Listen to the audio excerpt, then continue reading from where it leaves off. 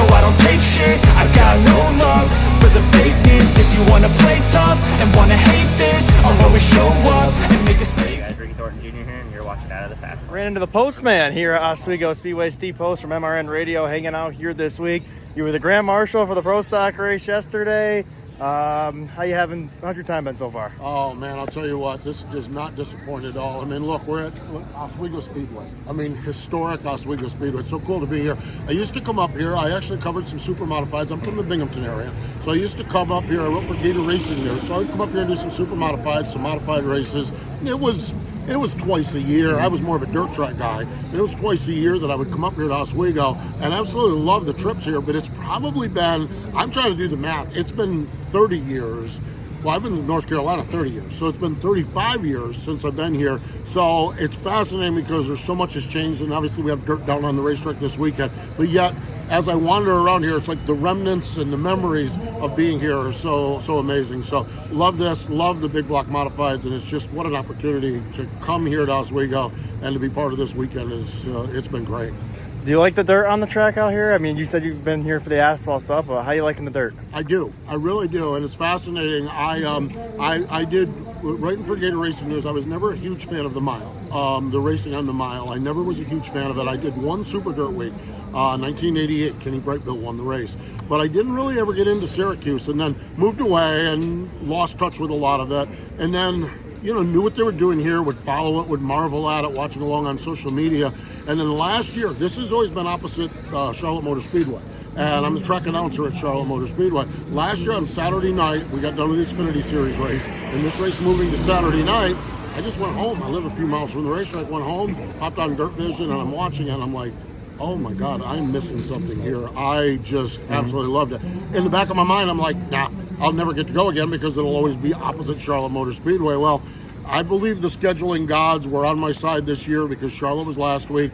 PRN, the other radio network, they have Las Vegas this week, so I'm off, except for I'm not off because I'm here at Oswego. So it really laid out well, and I'm having an absolute ball. Absolutely, and you got to do the Grand Marshal for the Pro Stock race yesterday. That was pretty cool, huh? That was the coolest thing ever, and I've got a theory on racing. I really do. Huge respect for the guys I cover on Sunday afternoon, the guys that are making millions of dollars racing, and huge respect for the pros that are racing on Friday night and Saturday night that are making thousands and hundreds of thousands of dollars. But I am telling you, there's just a little bit more respect for guys like pro stock drivers that are not making thousands of dollars or more, that are spending $1,000 or more to go racing, and it's such a passion play for them. I was fortunate I did some pre-race shows and got to meet some of the drivers, and then got to meet the winner afterward. And I am telling you, I just love that style of racing. And these guys are weekend warriors, which ironically, Super Dirt Week in 1972-73 started as weekend warriors on a big stage. And I'm so glad I was paired up on the Pro Stock race, the Olive New York 50, because it was my guys, weekend warriors, on the big stage. And the drivers did not disappoint. And I didn't drop the flag on the racetrack. I was able to get the gentlemen start your engines out all right. So mission accomplished all the way through. Absolutely. How's everything been with MRN this year so far? MRN has just been phenomenal. We have such a good group with MRN. I've been doing this now. I started 2003, so I think this wraps up my 23rd year of doing it. And I'm just telling you, I enjoy it more now than I ever did before. Our crew is so good. We have such a good group of guys that I work with and gals that I work with. They're so good.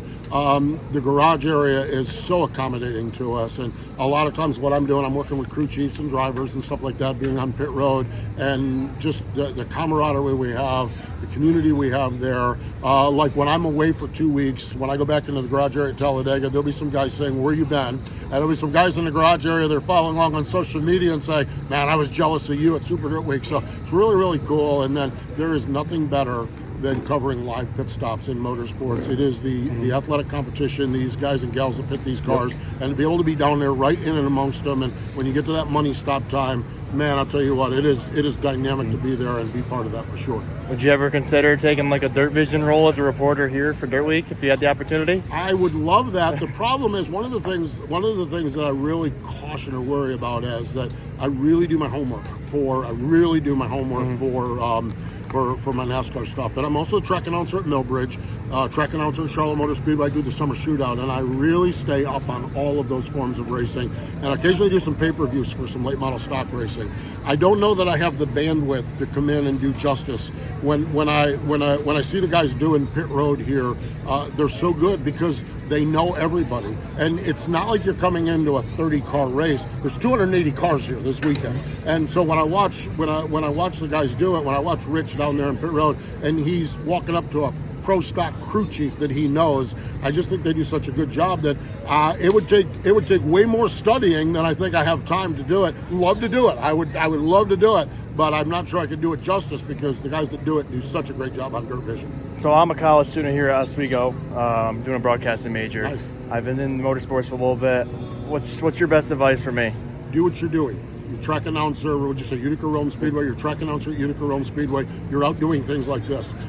There is no substitute. I have a marketing degree from Penn State. I took no broadcast, no journalism classes. What I did is I got a microphone in my hand. Now, I wish I had broadcast classes. I wish I had journalism classes. But to me, there is no substitute. And what I would tell you, and keep doing what you're doing at Utica Rome Speedway, keep getting out and doing things and meeting and greeting people and shaking hands and doing interviews and honing your craft, because there's no substitute from talking into a microphone. You might think that this is going to sound like the greatest line that any announcer has ever said, and you lay it out there and it's like, it sounded terrible. You're going to be calling a race that's action-packed, and they come off from turn number 4, and you say something that you never even knew where it came from, and it becomes your marquee line. You don't get that in classrooms, and classrooms are great. Schools are great. I'm not busting on that, but do what you're doing. Get out and do it. And that's what I tell kids, like high school kids doing this. You go to your football games on Friday night and your wrestling matches on the weekends, and you go and you start announcing there, because there's no substitute for a microphone in your hand. Well, Steve, it's been a pleasure chatting with you, and have fun the rest of the weekend. Oh, I'm going to have fun. Great chatting with you, too. I've watched some of your content this week, man. You are crushing it with your content, and really, really enjoy. I have such respect for the roots of racing and local media. I was local media. I was a reporter. Back in the day, we did it with Gator Racing News. You're doing it with video and your content and your interviews and everything. But to me, you're really crushing it, and what a joy. What a treat to be here, that's for sure. I appreciate it. Thanks for chatting. Thanks, man.